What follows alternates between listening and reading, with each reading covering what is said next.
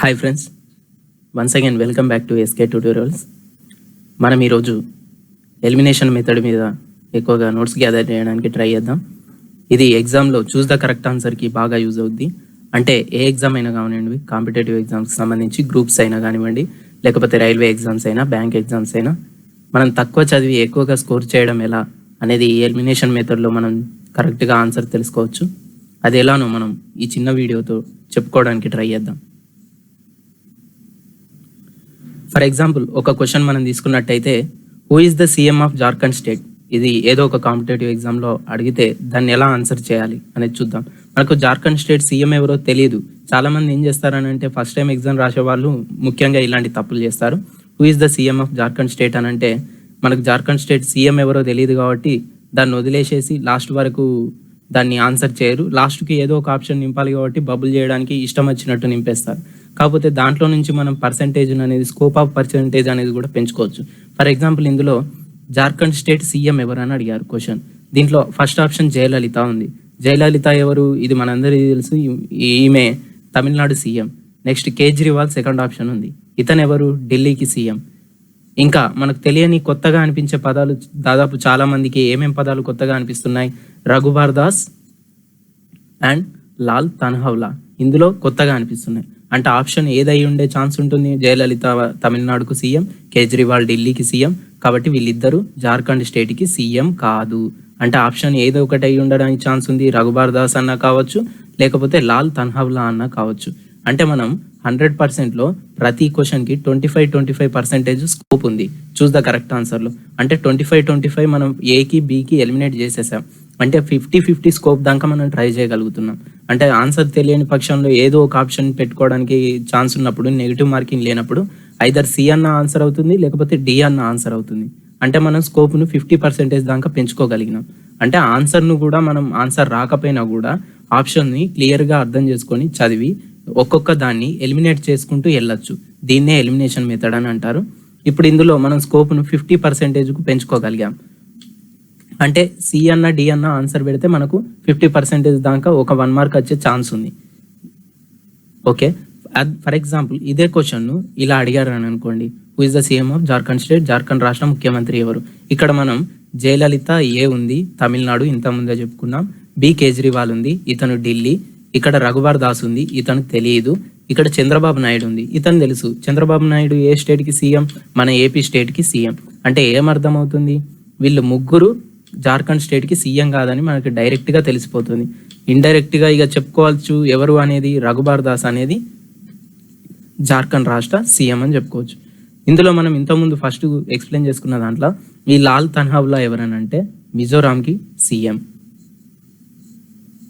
ఇది చిన్న ఎగ్జాంపుల్ మనం చెప్పుకున్నది. నెక్స్ట్ ఈ మధ్యలో 2016లో గ్రూప్స్ 2లో అడిగిన క్వశ్చన్ ఇది. 2016 గ్రూప్ 2లో అడిగిన క్వశ్చన్. దీన్ని ఎలా ఆన్సర్ చేయాలో ఈ ఎలిమినేషన్ మెథడ్లో మనం ఒకసారి అబ్జర్వ్ చేద్దాం. ఇక్కడ జాబితా ఏలో ఉన్న వాటిని జాబితా బిలో ఉన్న వాటితో జతపరిచి సరైన దానిని ఎంచుకోండి అని అన్నారు.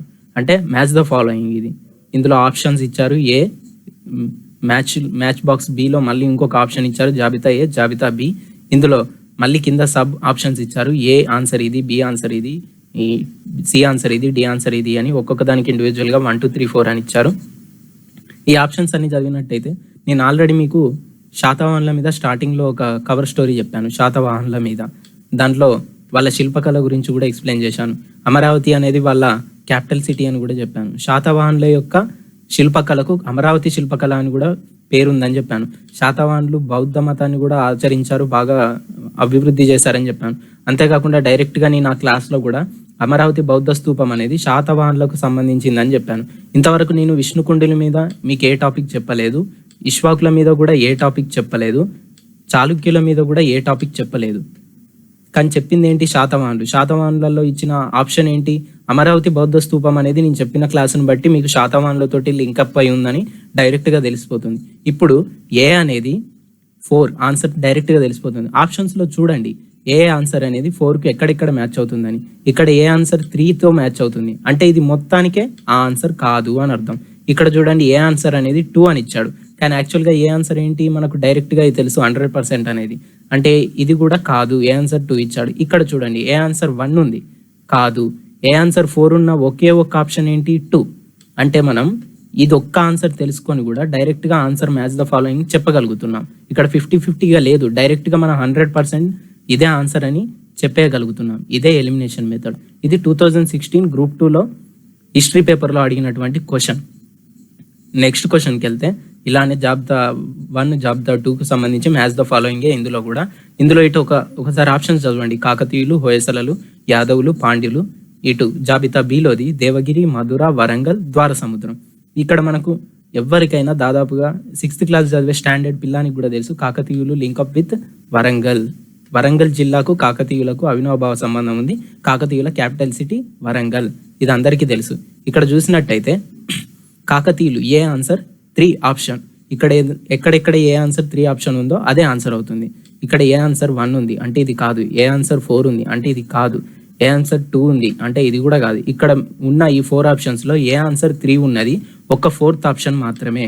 అంటే ఆప్షన్ ఏంటి, ఏ ఆన్సర్ అనేది ఈ క్వశ్చన్కి ఆన్సర్ ఏంటి, కాకతీయులు దేనికి వరంగల్కు A3 అనే ఆప్షన్ ఉంది కాబట్టి ఆన్సర్ ఏంటి 4ను బబుల్ చేయాలి.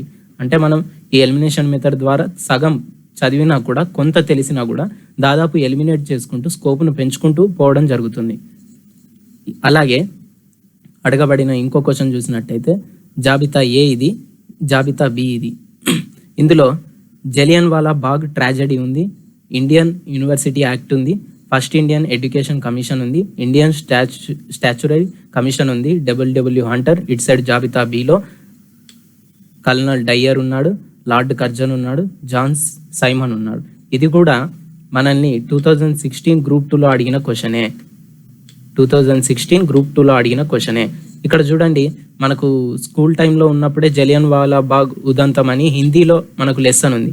ఇది అందరికీ తెలుసు, స్కూల్ స్టడీ చేసే పిల్లలకు కూడా ఇప్పుడు ఈ రోజులలో తెలుసు. జలియన్ వాలా బాగ్కు కారణం, ఆ ట్రాజెడీకి కారణం ఒక ఆంగ్లేయ అధికారి, బ్రిటిష్ ఆఫీసర్. అతని పేరు జనరల్ డయ్యర్ అనే వాని వల్లనే జలియన్ వాలా బాగ్ ఇన్సిడెంట్ జరిగింది. ఇది చాలా మందికి తెలియకపోవచ్చు, కానీ నాకు తెలుసు. నేను ఆప్షన్స్ పెట్టేటప్పుడు నాకు ఇందులో నేను కూడా ప్రజెంట్గా ఎగ్జామ్ రాసినప్పుడు కూడా నా ఫ్రెండ్స్ కూడా నా స్టూడెంట్స్ కూడా ఎగ్జామ్స్ రాసినప్పుడు కూడా జలియన్ వాలా బాగ్ ట్రాజెడీ అనేది డయ్యర్ ఒక్కటి చేశాడు అనేది మాత్రమే తెలుసు. వాళ్ళకు మిగతా ఆప్షన్స్కు సంబంధించి ఎటువంటి అవగాహన లేదు. ఇందులో ఇప్పుడు ఏ అనేది 2 ఆన్సర్. వీటిలో కంపేర్ చేసుకున్నట్టయితే ఫస్ట్ ఆప్షన్లో ఏ అనేది 2 ఉంది, సెకండ్ ఆప్షన్లో ఏ అనేది 3 ఉంది అంటే ఇది కాదు, థర్డ్ ఆప్షన్లో A4 ఉంది అంటే ఇది కాదు, ఫోర్త్ ఆప్షన్లో A3 ఉంది అంటే ఇది కూడా కాదు. మనకు డైరెక్ట్గా ఇక ఎలిమినేషన్ మెథడ్ ద్వారా ఆన్సర్ చెప్పగలిగాం. ఏమని చెప్పగలిగాం, first option is correct, 100% first option is correct అని చెప్పగలుగుతాం. ఇది ఎలిమినేషన్ మెథడ్. అంటే క్వశ్చన్ చూడగానే ఇది నాకు రాదు అని వదిలేయకుండా అన్నీ అబ్జర్వ్ చేసి మనకు తెలిసిన బిట్టును ఒక్కదానిని కంపేర్ చేసుకొని దాని ఆన్సర్ను దొరకబట్టేసి మిగతాయి రాకపోయినా కూడా ఆ ఆప్షన్ అనేది మ్యాచ్ ద ఫాలోయింగ్లో ఎక్కడుందో కనిపెట్టగలిసి దాంట్లో నుంచి మనకు కావాల్సిన ఆన్సర్ని ఫిల్టర్ చేసుకోగలగాలి. 50%, ఐదర్ 50% ఆర్ 100%. ఫర్ ఎగ్జాంపుల్ 50% అంటే ఏంటి, ఇక్కడ A2 ఉంది, మనం అజ్యూమ్ చేసుకున్నట్టయితే ఇక్కడ సెకండ్ ఆప్షన్లో కూడా A2 అనే ఉందనుకో, అప్పుడు ఇక్కడ 50% ఉంటుంది. అంటే ఏదో ఒకటి మనం కరెక్ట్గా పెట్టేసేస్తే స్కోప్ అనేది 50-50 ఉంటుంది ఆ మార్క్ అనేది రావడానికి. అదే ఇండివిజువల్గా మొత్తం అన్నిట్లో డిఫరెంట్గా ఉందనుకోండి, మనకు తెలియదు అనుకోండి, ఏదో ఒకటి పెట్టేసి వచ్చామనుకోండి, అప్పుడు స్కోప్ అనేది 100%లో 25% మాత్రమే ఉంటుంది. ఇది ఎలిమినేషన్ మెథడ్. హోప్ మీరు అందరూ అర్థం చేసుకున్నారని నేను అనుకుంటున్నాను. Thanks for watching. ఈ చిన్న వీడియోతో మీకు ఎలిమినేషన్ మెథడ్ అలాగే ఆన్సర్ని ఎలా అజ్యూమ్ చేసుకోవాలి, ఎలా తక్కువ చదివినా కూడా ఎక్కువ రాయగలగాలి, ఎక్కువ స్కోర్ తెచ్చుకోగలగాలి అని చెప్పడానికి ట్రై చేశాను. For more videos subscribe to my channel. Thank you once again.